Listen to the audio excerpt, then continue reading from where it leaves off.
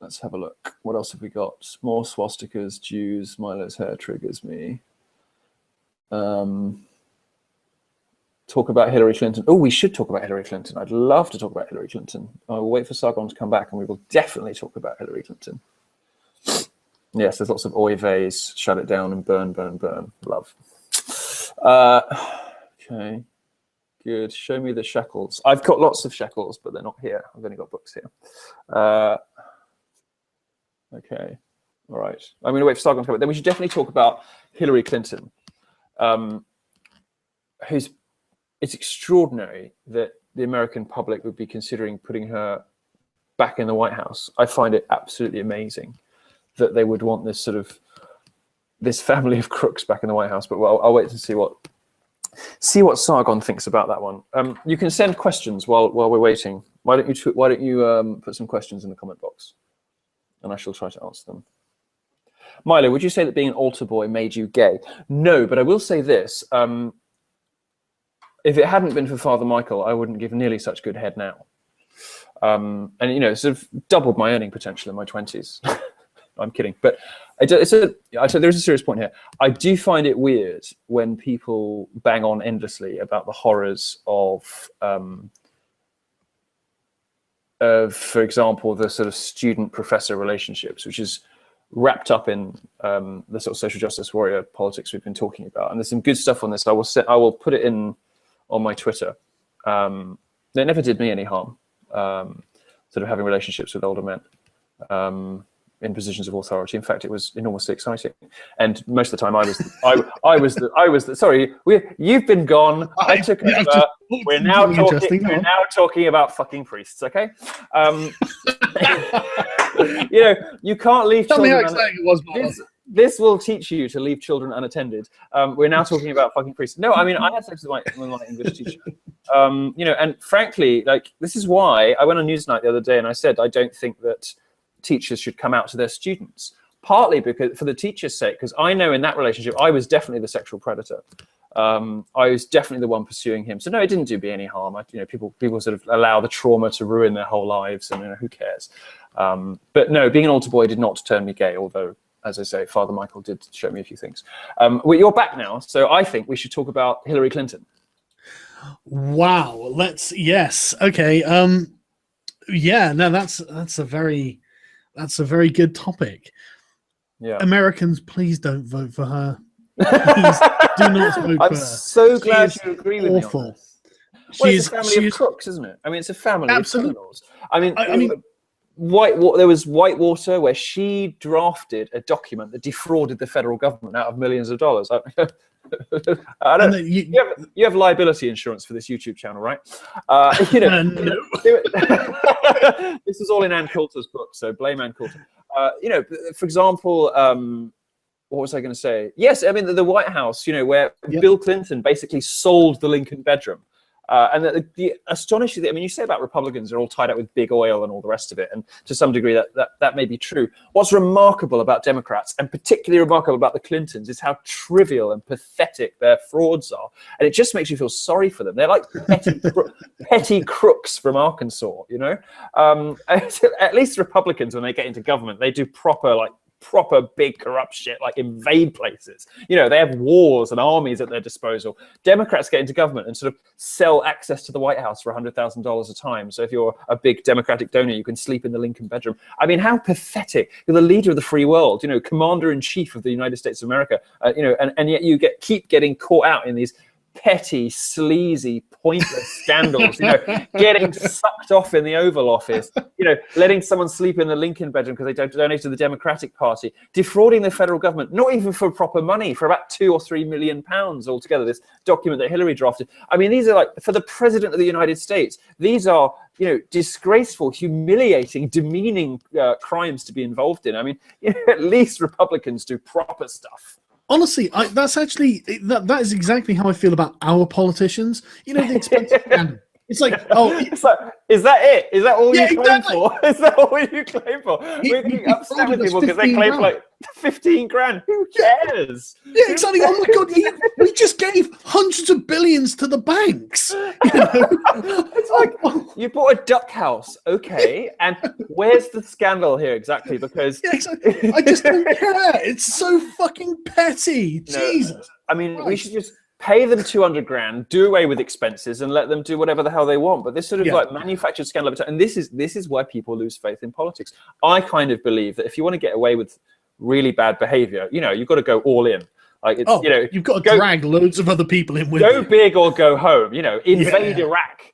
Don't get caught being sucked off in the Oval Office. I mean, it's demeaning. It's pathetic. It's pathetic. Yeah. Sleazy old, sexual harasser in the White House. Who, there was, what is it now?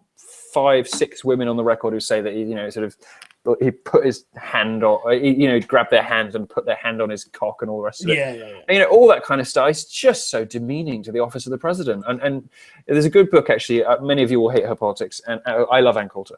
And she's just sort of typical, as you would probably put it, batshit right-wing Fox News person, but she's thin and blonde and hot, so she's all right. And her books are much more measured and very funny and very waspish and very sarcastic. Really? And I love her books. And her book on Bill Clinton, High Crimes and Misdemeanors, is absolutely awesome. It's a wonderful read. And I would just say, if you are one of the 2,368 people, awesome, watching us now, I would very strongly urge you, if you're thinking of putting the Clintons back in the White House, to read this book, High Crimes and Misdemeanors. Because it just, I wouldn't mind I almost don't mind another Bush, because at least they've got ambition, but at least they've got a sense of scale about things. I quite liked W, but never mind. But the Clintons are just like petty thieves and criminal. I mean, they're not thieves, just for the lawyers watching. But they're just sort of petty crooks, and that's sort of the demeanor they have, and the way that they just debase and humiliate the office of the president. Which is, I'm not even American, and I think it should stand for something. So do not vote for Hillary Clinton. And she hates video games. She hates video games. She does. In '95, she was petitioning against them, wasn't she? She was, yeah. But one thing that annoys me is that with Hillary Clinton, there is just scandal after scandal, like the fucking Benghazi investigation, this recent emails thing, literally like in the past few weeks. And it's just because they're secretive and they're slimy and sleazy. Exactly. Scandal follows them everywhere they go. Exactly. She seems to be the creature of other powers in the US government. That's my issue. There's a video. I watch a lot of conspiracy documentaries because I fucking love them. Mm-hmm. But for me, they're like the best science fiction, except they're kind of getting scarily close to reality. Yeah. And there's a video that is commonly bandied about of Hillary Clinton saying how she's just moved her office, so she's just down the road of the Trilateral Commission, so they can tell her what to do. Yeah. And it's just like, I think people are ready to believe anything about Hillary because nobody knows what Hillary believes. And that's the problem. And after a quarter of a century in public life, she's learned to pursue, I think like the Liberal Democrats in the UK, she's learned to pursue power for its own sake, rather than perhaps being an engine for any sort of change. What worries me, though, is the sorts of stuff she says about women. I feel as though, and I think we should talk a little bit actually about Rolling Stone and Sabrina Erdely. I think you and I should talk about Rolling Stone for a little bit. I have a feeling that she would be very much sympathetic to the sort of the feelings over facts, listen and believe strand of feminism. I think she would come down hard on video games, for example, that somebody once has called sexist, whether it's a cherry-picked YouTube series by irritating Armenian in hoop earrings and a plaid shirt, or whether it's a sort of bonkers pseudo-academic report from Digra. I don't know, but I do sort of think she'd be very sympathetic to those kinds of arguments, and that worries me.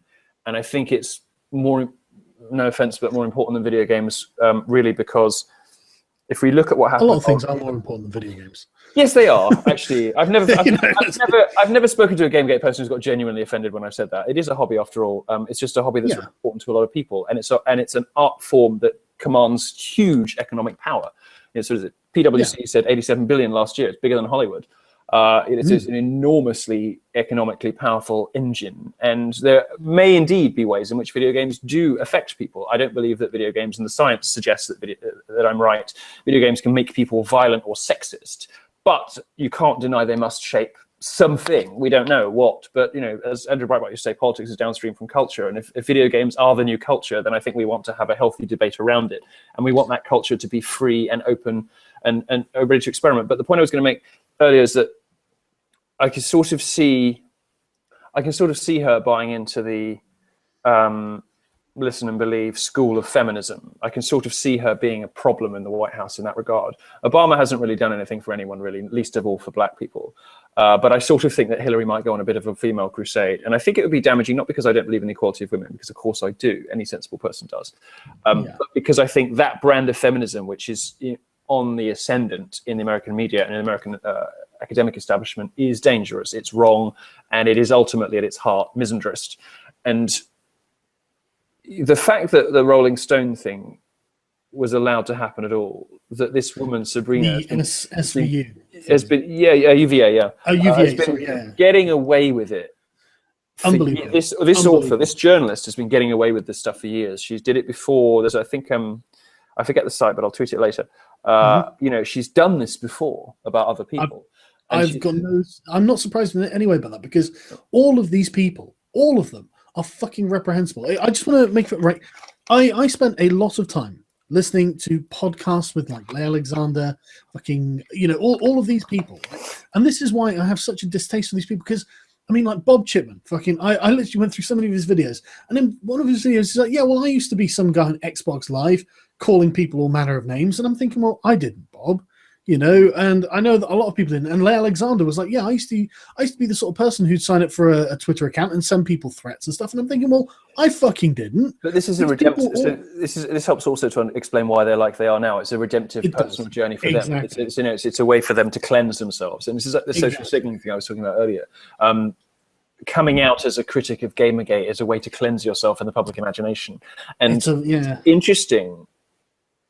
If you're a sort of obsessive person, as I am, and you can't help but get caught up in the details, like me, then if you look at all of the people who have been involved in petty 4chan or anonymous or internet scandals, all the people who have been damaged, people on the internet who are damaged goods, have all flooded out to criticize Gamergate because they see the potential of becoming a critic of Gamergate as a sort of redemptive cleansing experience, like a wiping the slate clean. Like if they too come out and criticize Gamergate, then maybe they'll be accepted again. And this is one of the great successes of Gamergate, is it's managed to unite all of the worst people in the world against it. And there are three groups of people in the world. There are Gamergate supporters, who by and large are fab. There are there's everybody else, some of whom are quiet supporters and all the rest of it. And then there are all of the worst people in the world. People who are in that upper left quadrant of the sort of left-wing authoritarian. They're there. All of the very worst people on the planet, every single one of them is a critic of Gamergate. And it is the best filter in the world. If you think you're going to a dinner party or something, just scan the Twitter feed for Gamergate mentions. It's it is the best. It has entered the language, and it has become the best indicator that somebody predicates feelings over fact, that they would rather express what a good person they are rather than live as one. And this is a perfect example. Leigh Alexander, I used to be the sort of person who did this stuff. You still are the sort of person who does this stuff. You just don't specifically do that thing anymore. Instead, you write columns and you bully people under your own name now, Leigh Alexander. 100 years ago, you'd be talking about black people, Leigh. Exactly. And I also think 50 years ago, you would have been a member of a church. Now, I am a member of a church, and I don't mean this to demean or bully or belittle religion. It's not my intention here. But I do think that there is a strand of people who go into organized religion just because they want to hurt people and they want to bully people. Yeah. And they can bully people without consequence from a pulpit. This is why we have the expression bully pulpit. Well, these days, if you want to be a bully, if you want to hurt and demean people with impunity, you become a social justice warrior. You are given the same sort of bully pulpit by the media establishment and by Twitter to do exactly what hateful preachers 50 years ago did. And it's remarkable how similar the strategies are, how similar what they ask for is the same. They don't like the same things. You know, the methods they use to criticize people and what they want, the censorship, the banning, the moral panics, the parallels between the old religious right and new social justice are astonishing. It's scary, isn't it? Lee Alexander 50 years ago would have been an evangelical preacher in the Deep South. 100 years ago would have been a Democrat in the KKK. You know, sorry, maybe I should take that back. But you know, I think she absolutely fucking would have been. You know, she's a perfect example of a sociopathic bully who, you know, who used to, as she says, use anonymous accounts to bully and slander people, and says that she used to be that kind of person. She still is that kind of person. She just now is empowered by the establishment to do it under her own name. And and I won't apologize for taking huge delight in seeing her brought low and seeing her humiliated to, you know, and stuck in charge of this ludicrous little offshoot of Boing Boing. Begging for money on Twitter. Begging for money on Twitter. And you know what? Pathetic. It just makes me want to crack one out. No, but she reaped what she's sown, you know. She has. I mean, it's a justice in action, and thank you, Gamergate. Yeah. You know, so Christina Hoff-Sommers says this. She says, "I've been waiting for a group like this who are unbeatable and relentless and good-natured and insistent and aren't going to take it lying down anymore and all that kind of stuff." She's been waiting for allies like this her entire professional career, and it's been the gamers that are it for her. You know, she, like me, was not interested. You know, was not a big gaming champion, to put it mildly in my case, initially. But when we saw like this coalition of people who, you know, were not the bad guys, and saw how relentless and effective and brilliant and funny, so funny, that they were. I think we both feel the same way. We've been sort of waiting for allies like this our whole professional lives. And, you know, I'm going to get all tearful, but I love you guys. Honestly, it's one of the most proud things. I've never been more proud of anything I've done in my fucking life. I swear to God. You know, I've actually been fighting the good fight, you know, and I really feel that way. Good for you. I mean, do you know, this was something else in Jason Schreier's post on Kotaku, right? He sits there saying how he looks on Kotaku in action and he sees conservative values. And I'm just thinking, you are a supporter of Anita Sarkeesian. You're a supporter of a woman who's desperately trying to get sexualized imagery of women pulled out of media, you know, and you want to talk about conservative values, because what he thinks conservative values are objectivity, fairness, decency, you know, personal responsibility. This is what he considers conservative values, I think. And unironically, he thinks that they're conservative. And it's just, that's liberal, for fuck's sake. Classically liberal. Yes, moron. yes, it is. No, it's classical liberalism. It is a sort of classical muscular liberalism of the J.S. Mill school, you know, that believes in free exchange of ideas and all the rest of it. They don't understand what conservative means. They just use it, like we're talking about Gamergate being used as a sort of dog whistle to indicate what kind of person you are when you're a morally upstanding and virtuous person. They use right wing as a term of abuse. And it's an extraordinary thing. It's an extraordinary thing. It's always easy to criticize socially conservative people. Very easy. They tend to be older. They tend to not want things to change. So they're automatically in conflict with the younger generation solely by virtue of being their parents, you know. Easy to criticize and take the piss out of right-wingers. It is, you know, the cheapest, the most low-rent debate tactic you can imagine, because basically all you're doing is going, fuck you, Dad. Well, brilliant, you know, marvelous, well, good for you. But you know, using it as a term of abuse just demonstrates the paucity and of their thinking. And you'll notice, and I really like this guy, you'll notice that David Auerbach at Slate, who I know that has written about Gamergate. I do like David Auerbach. I don't always agree with a lot of what he writes. I don't particularly agree with a lot of what he tweets, where I think he's a little bit more robust. Fundamentally is a liberal in the best sense of the word. But he doesn't do that. And you'll notice that as the further up the food chain you get, fewer and fewer people do it. In the mainstream anyway, on the left they still do it. But you know, fewer and fewer people are so stupid and think that their readers are so stupid, treat their readers with such contempt and disregard that they believe that you can say right wing and people will automatically go, you know. I think most people are smarter than that. And and it's just extraordinary to me how they can use it as a dog whistle to mean a bad person. And the fact that, as we said earlier, you know, that those three things from either, who was it Jason Schreier who sort of said the three different types of people in Gamergate. And I thought it was a perfectly accurate anatomy of the movement. The difference between me and Jason is I think that there is no shame and much pride to be found in all three of those positions. Whereas he seems to think that there is something intrinsically wrong with, for example, being lonely, which strikes me as a sort of weird sociopathic position to take. And it just reminds me of nothing so much as a playground bully. Well, that's the thing, isn't it? They constantly talk about empathy. And you know, well, the least qualified people to speak about empathy and you know, that I can imagine, because they don't know they're born. They don't realize their own, dare I say it, privilege. They don't realize, and they particularly don't realize that what they think is empathy is, or what they you know, they use the language of empathy, but in their actions they show themselves to be cruel and sociopathic. It's opportunism. And sort of I'm having a brain fart. What's the word for hating everybody? People who live in huts. Well, I don't know. I mean, people who live in huts who hate everyone. Someone help me out. A misanthrope. Yes, that one. Yeah, it's quite.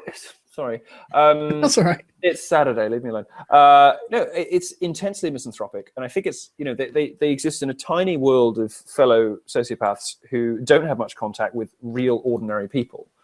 And I wonder at what point, you know, if you deride and ridicule and demean the majority of the population, you know, all gamers and everyone who doesn't agree with me, and the people who agree with you represent an ever diminishing circle, at what point are you just a misanthrope who hates other people?